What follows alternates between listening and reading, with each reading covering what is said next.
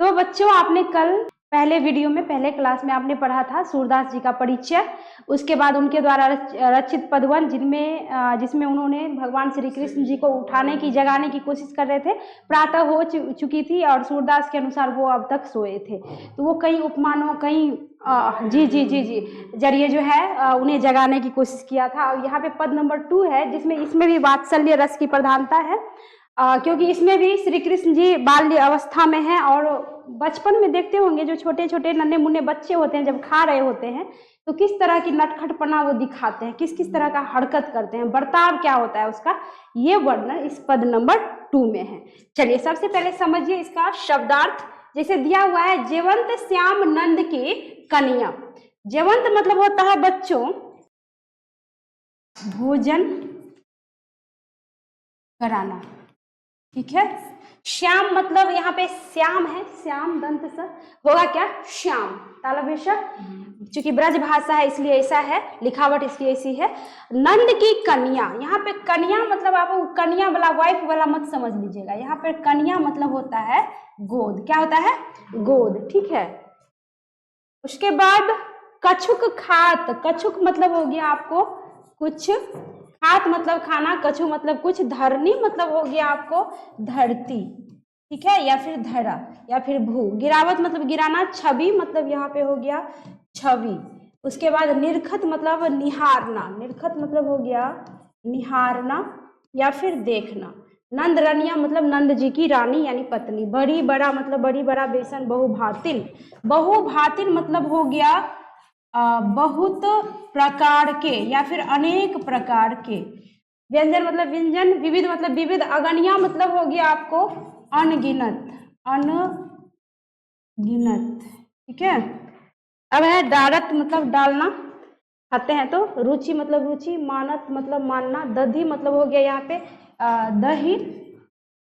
और दोनिया मतलब हो गया दोनिया, जिसको अपना लोग क्या कहते हैं मटका, मटकुड़ी कहते हैं, मटका, ठीक है। मिश्री मतलब मिश्री, मिश्रित मतलब मिलाकर। चलिए अब समझिए बाद बाकी जो रह गया। मुख नावत, मुख में डालना। छवि मतलब छवि। धनिया मतलब रानी। चलिए समझिए। अब यहाँ पे देख लो, जेवंत मतलब क्या हो गया बच्चों? जेवंत मतलब हो गया भोजन कराना। क्या हो गया? भोजन कराना। श्याम मतलब हो गया श्याम, श्री कृष्ण जी, मोहन, नंद गोपाल, जितना नाम लीजिए, कान्हा। कहते हैं कि नंद की कन्या। यहाँ पे नंद मतलब हो गया नंद बाबा। ये नंद बाबा कौन थे बताएंगे कोई? असली वाले पिता थे तो गोद लिए थे, मिला था। वाह बेटा,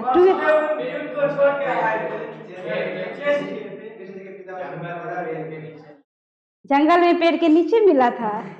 वाह जबरदस्त। 12th के बच्चे इतना कंफ्यूजन, अरे बाप रे बाप। हमारे हिंदू धर्म में ये नहीं पता होगा तो क्या पता होगा।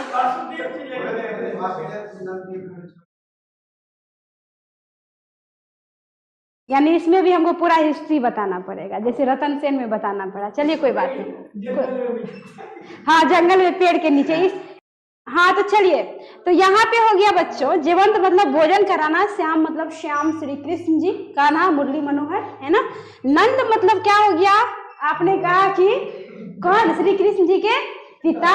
तो पिता भी उनके अपने पिताजी नहीं थे, वो क्या हुआ ना कि ये जो कंस थे ना श्री कृष्ण जी के मामा जी थे, तो कंस को आकाशवाणी ये हुई थी कि नंद का जो है, सॉरी क्या कहते हैं, वासुदेव का जो है 8वां पुत्र तुम्हारा काल बन के जन्म लेगा।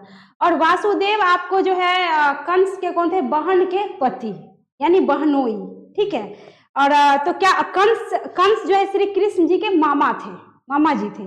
तो उनको लगा क्या कि मेरी बहन के गर्भ से जो भी संतान पैदा होगा, सॉरी 8वां संतान पैदा होगा तो मेरा काल बन के आएगा, यानी हमको मार देगा। उसको डर इतना मन में समा जाता है, जो वो डर को दिखाता नहीं, बट वो क्या करता है कि देवकी को और वासुदेव को जब विवाह होता है तो उसके घर नहीं जाने देता, उसको कारागार में बंद कर देता है। कौन बंद करता है? कंस। किस भय से? कि कहीं इसका पुत्र हमको मार ना दे। तो होता क्या है, बंद कर, अब जितने सारे बच्चों का जन्म होता है, 7वां बच्चा तक का जन्म होता है, तो सबको वो पत्थर पे पटक पटक के मार देता है। कहने की आवश्यकता नहीं, मूवी भी बनी हुई है, इस पे फिल्म भी बना हुआ है, वीडियो भी कहीं दिखते रहते हैं।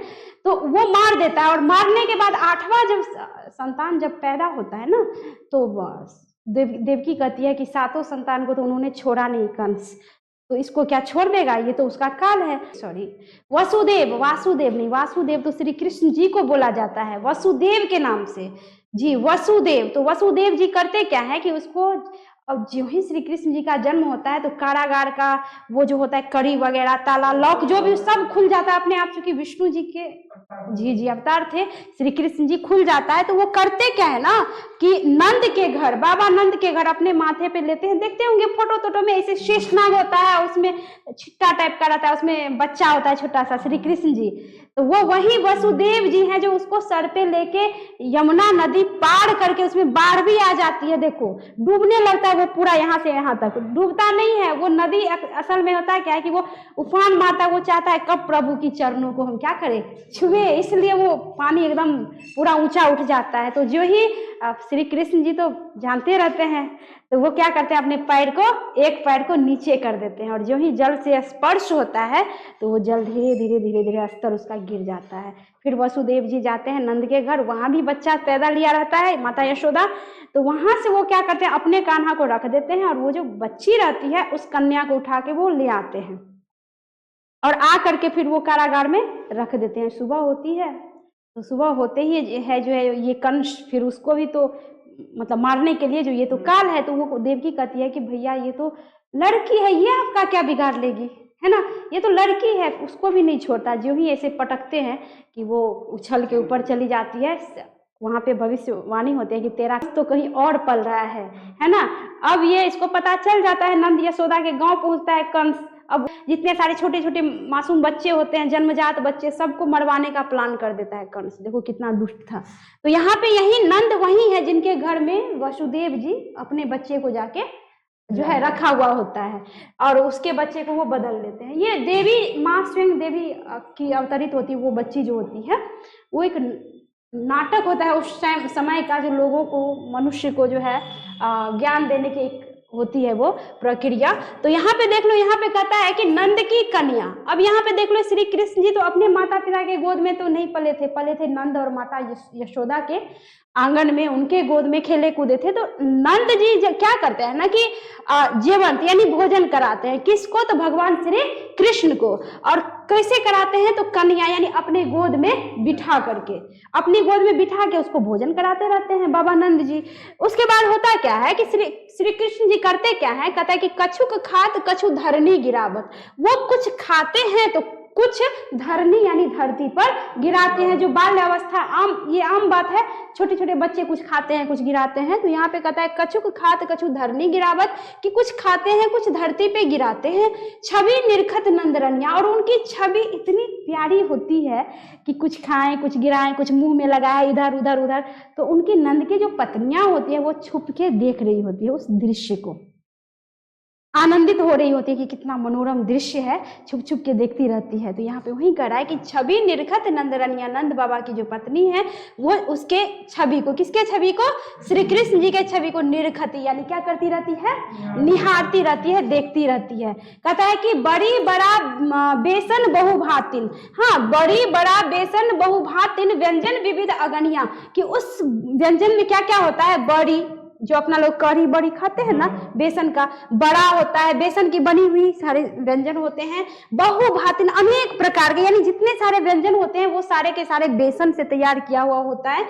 और कहता है कि व्यंजन विविध, विविध प्रकार के व्यंजन, अगणिया अनगिनत, अनगिनत से तात्पर्य हो गया कि इतना ज्यादा होता है कि आप गिन नहीं सकते, अनगिनत होता है वहां पे। विविध प्रकार के क्या होता है, व्यंजन, क्या होता है, व्यंजन। फिर कहता है कि डारत खात लेत अपनई कर। अब श्री कृष्ण जी छोटे से बच्चे सामने में अनेक प्रकार का भोजन व्यंजन पड़ा हुआ है, वो तो बच्चा था तो उसको इतना खाना क्यों देता था, चूंकि नंद जो है कोई साधारण व्यक्ति नहीं थे, नंद राजा थे जी।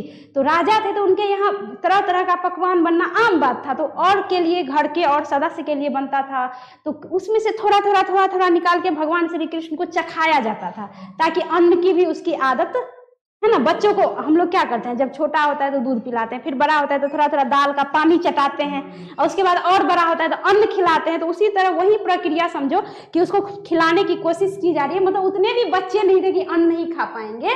हाँ, तो जो जितने सारे, आपका सवाल जायज है, बहुत अच्छा क्वेश्चन था कि इतना छोटा बच्चा को इतना व्यंजन क्यों खिलाएगा कोई। राजा थे, राजा के घर में ये आम बात है, हम लोग के लिए बहुत है, उन लोगों के लिए आम बात था, प्रतिदिन उतना बनता रहता था। तो यहाँ पे कहता है कि बड़ी बड़ा बेसन बहुभातिन व्यंजन विविध अगनिया, कि उसमें भोजन में क्या क्या है, बड़ी बड़ा बेसन जो कि बहुभातिन, बहुत प्रकार के हैं, व्यंजन विविध अगनिया, और कहता है विविध प्रकार के, अनगिनत, गिन नहीं सकते, इतना ज्यादा था। फिर कहते हैं कि डारत खात लेत अपने कर, वो क्या करते हैं कि डारत मुख में डालने की कोशिश करते हैं। कहता है लेत अपने कर, अपने ही कर से, यहाँ पे कर मतलब हो गया हाथ, अपने हाथ से लेते हैं और खाते हैं। फिर कहता है कि रुचि मानत दधी दोनिया, लेकिन श्री कृष्ण जी खा तो लेते हैं, लेकिन उनकी रुचि बार बार किसके तरफ जाती है, तो दधी दोनिया, यानी मटका में जो दही रखा हुआ रहता है उसकी तरफ उनकी रुचि जाती है, बार बार उसके तरफ वो आकर्षित होते रहते हैं, बार बार ऐसे उछल उछल के उसको लेने की कोशिश करते रहते हैं। यानी रुचि उनकी किसमें रहती है, दधी दोनिया में, मटका जो दही का होता है उसमें। फिर कहता है कि मिश्री दधी माखन, वो करते क्या है, उतना छोटा नन्हा सा बालक श्री कृष्ण जी करते क्या है, मिश्री दधी यानी दही और माखन यानी मक्खन को, ये वही मक्खन जो श्री कृष्ण जी अपने बाल सखा ग्वाल बाल के साथ कितने ग्वालिनों का मटका फोड़ फोड़ के घर में मक्खन चुरा चुरा के खुद भी खाते थे, अपने मित्रों को भी खिलाते थे जब कुछ बड़े होते हैं। तो माखन चोर के नाम से भी प्रसिद्ध थे श्री कृष्ण जी। तो कहता है कि मिश्री दधी माखन तीनों को मिश्रित मतलब मिलाकर, मिला देते हैं और मिलाकर मुख नावत यानी मुख में डालते हैं, खाते हैं। छवि धनिया, उनकी छवि इतनी प्यारी होती है, वो दृश्य इतना मनोरम होता है, वो दृश्य ऐसा हृदय में लगता है कि समा ले उस दृश्य को, उस क्षण को, उस पल को। माता छुप छुप के वो दृश्य देखती रहती है और आनंदित होती रहती है, आनंद विभोर होती रहती है। कहता है आपुन खात नंद मुख नावत, सबसे अचंभित वाला क्षण तो वो आता है कि आपुन खात, स्वयं तो खाते ही हैं, और नंद मुख नावत, और वो नंद बाबा के मुख में भी डालने की कोशिश करते हैं। यानी जब उनका खुद खाते खाते जब मन थक जाता है, भर जाता है, तो वो ऐसे लेते हैं और अपने बाबा को मुख में डालते हैं कि बाबा आप भी क्या करो, खाओ। जो कि अपने लोग के घर में भी छोटे छोटे बच्चे होते हैं तो कुछ खिलाओ, तो कई बच्चे होते हैं ना खुद भी खाएंगे और ऐसे डालने लग जी दूसरे को भी कि आप भी खाओ। तो देखो ये जी बाल्यावस्था का एक जो है ऐसा होता है। तो यहाँ पे कहता है आपुन खात नंद मुख नावत, की खुद भी खाते हैं और बाबा नंद के मुख में भी डालने की कोशिश करते, खिलाने की कोशिश करते। सो छवि, कहता है वो छवि इतनी प्यारी होती है, कहत न बनिया, जिसका बनिया यानी वर्णन नहीं किया जा सकता, बनिया यानी वर्णन नहीं किया जा सकता। यहाँ पे सूरदास जी कह रहे हैं कि किस शब्दों में वर्णन करूं, समझ में नहीं आ रहा है, उस दृश्य का, उस क्षण का, उस पल का मैं कैसे वर्णन करूं, कुछ समझ में नहीं आता। कि वहां तो शब्द भी कम पड़ जाता है कि कौन सा ऐसा शब्द दूं कि वर्णन पूरा एकदम बेजोड़ ढंग से हो, कुछ बचे ना। लेकिन यहाँ पे सूरदास जी के पद के माध्यम से ये कहा गया है, यहाँ पे बनिया मतलब हो गया वर्णन करना, मतलब ये कहा गया है कि कैसा भी शब्द दे देते हैं तो लगता है कि कुछ न कुछ कम ही पड़ जाता है, मतलब पूर्ण रूपेण वर्णन नहीं हो पाता, कम पड़ जाता है। तो यहाँ पे इसलिए कहते हैं सो छवि कहत न बनिया, कि उस छवि को, उस रूप का वर्णन जो है कहत न बनिया, कहा नहीं जा सकता कि किस रूप में वर्णन करूं, किस रूप में दर्शाऊं। यानी शब्द कम पड़ जाते हैं, शब्द छंद अलंकार सारे के सारे गौण पड़ जाते हैं। अब आगे कहता है कि जे रस नंद जसोदा बिलसत, कहता है जे रस यानी जो आनंद, ठीक है, कहता है कि जो आनंद, ठीक है, कहता है नंद जसोदा बिलसत, यानी नंद बाबा नंद और जसोदा मतलब हो गया माता यशोदा, बिलसत मतलब प्राप्त कर रहे हैं, यानी जो आनंद की अनुभूति वो प्राप्त कर रहे हैं, महसूस कर रहे हैं। कहता है सो नहीं तिहु भुवानिया, तिहु भुवानिया मतलब बच्चों हो गया, यहाँ से टोटल हो जाएगा तीनों लोकों में, ठीक है। तो कहता है कि तिहु भुवानिया यानी तीनों लोकों में, कहता है वो आनंद किसी को भी प्राप्त नहीं है, यानी तीनों लोकों में किसी को भी प्राप्त नहीं है। कहता है भोजन करी नंद अचमन लिन हो मांगत सूर जुठानिया। अंत में जब भोजन करके नंद जी अचमन करवाते हैं, अचमन मतलब कुल्ला हाथ वगैरह धुलवाते हैं, तो अचमन करने के बाद कहता है कि मांगत सूर जुठानिया। और अंत में सूरदास जी कहते हैं कि वो जो जूठन बच गया ना भगवान का खाया हुआ, वो भोग जो बच कुछ गया, तो प्रभु मुझे कुछ उसमें से दे दो ताकि मैं वो प्रसाद खा के मैं तर जाऊं, मेरा भी भव से बेड़ा पार हो जाए। तो वो जूठन की मांग कर रहे हैं कि वो बचा हुआ जूठन काश हमें मिल जाए तो हम वो प्रसाद ग्रहण करके अपने जीवन में तर जाए। क्लियर है? जवाब देंगे?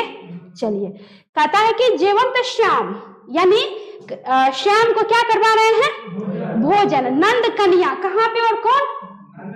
नंद कन्या में, किस चीज में? गोद में बिठाकर। कहता है कछुक खात, अर्थात खाते हैं। कछु धरनी गिरावत, अर्थात वेरी गुड। कहता है छवि निरखत, अर्थात छवि को निरखती है, देखती है नंद रनिया। कौन देखती है? नंद बाबा की रानी यानी पत्नी माता यशोदा। अच्छा, भोजन में क्या क्या है बताइए? बहुभातिन, बड़ी बड़ा बेसन बहुभातिन, यानी अनेक प्रकार के व्यंजन जो कि किस चीज से तैयार किया गया है? बेसन से, विशेष से तैयार किया गया है। व्यंजन विविध, अर्थात विभिन्न प्रकार के व्यंजन है। कहता है अगणिया, अर्थात क्या है? अनगिनत है। फिर आगे कहते हैं कि डारत खात लेत अपने कर, अर्थात बताइए। Very good. डारत खात, मुख में डालते हैं। और कहता है लेत अपने कर, मतलब अपने हाथ से लेते हैं। और रुचि मानत, अर्थात रुचि मानते हैं। उनकी रुचि किसकी ओर है? दधी दोनिया, अर्थात दही के मटके की ओर, दही के मटके की ओर उनकी रुचि है। फिर कहता है कि मिश्री दधी माखन मिश्रित, अर्थात क्या हो गया? अब माखन को क्या कर? मिलाकर। कहता है मुख नावत, अर्थात डालते हैं। बहुत अच्छे, सबको समझ में आ गया इसका मतलब। मुख नावत, अपने मुख में डालते हैं। छवि धनिया, जिस छवि की क्या नहीं की जा सकती? वर्णन नहीं की जा सकती। शब्द छंद अलंकार भी गौण पड़ जाते हैं, पता ही नहीं चल पाता कि किन शब्दों से वर्णन करें जो वो पूर्ण रूपेण पूरा हो जाए, यानी शब्द कम पड़ जाता है। आगे कहता है कि आपुन खात, मतलब क्या? खुद भी खाते हैं। और नंद मुख नावत, मतलब भी खिलाते हैं, नंद बाबा को भी खिलाने की कोशिश करते हैं। आगे कहता है सो छवि, अर्थात उस छवि का कहता है कहत न बनिया, यानी वर्णन नहीं किया जा सकता है ना, वर्णन नहीं किया जा सकता है कि किन शब्दों में वर्णन की जाए। कहता है जे रस, अर्थात जो आनंद। जे रस मतलब जो आनंद। कहता है कि नंद जसोदा बिलसत, अर्थात बाबा नंद और यशोदा प्राप्त कर रहे होते हैं। सो नहीं तिहु भुवानिया, अर्थात किसी को प्राप्त नहीं। सो तीनों लोक में किसी को प्राप्त नहीं। तीनों लोक में लोग, सभी देवी देवता तीनों लोक में जो विद्यमान होते हैं, सभी देख देख के अचंभित हो रहे हैं, आश्चर्यचकित हो रहे हैं कि कितने भाग्यशाली हैं बाबा नंद और माता यशोदा, जो उनको ये सुख प्राप्त हो रहा है। कहता है तीनों लोकों में ये सुख किसी को प्राप्त नहीं। कहता है भोजन करी, यानी भोजन करके कौन आचमन कराते हैं? बाबा नंद। किसका आचमन कराते हैं? आचमन मतलब बताइए क्या होता है?